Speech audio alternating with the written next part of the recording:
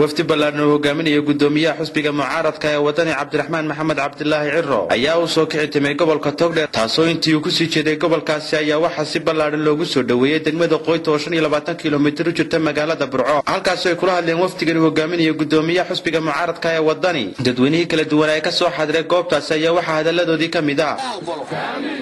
waanigi horeba u sheegayo waxaan idhi wali mucaaradad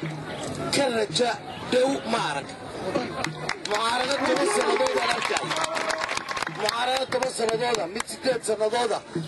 wali mid 6 bilood najaxeedu ku sugaya maarag waxa laaliya wixii baarlamaan ahaa waxaasoo dhan baa laynaga daba keenay bal ma daldan laynaga daba keenay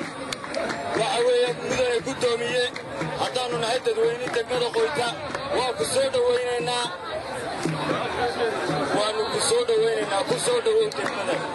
sallallahu ala sayyidina Muhammad wa ala alihi wa sahbihi ajma'in waxaanu mahadnaqayaa anigoo ku hadlaya magaca wafdiga dhammaan shacbiga degmada Qoyta rag iyo dumar iyo dhalinyaraba waxaanu uga mahadnaqaynaa sida diiran ee salaada hore noo soo dhaweyseen aad iyo aad baan idinka mahadnaqaynaa si ilbuhu dawlad baa socoto waxaan reer Qoyta leeyahay dawlad shaqeyn kala ka halina Soomaaliland ha noolaato dalka iyo dadka way wada leenahay cidii doonta maamulka hayso nabadgelyadeena wada ilaashanaynaa si kastaba haatee waa markii ugu horeysay ee gobolka Togdheer sidan oo kale looga soo dhaweeyay asxaabta xusbiyada Jamhuuriyadda Soomaaliland taasoo ay kaga duwan tahay tirada dadka ka soo xadiray goobtani Maxamed Said Gahno Bulsha TV Burco.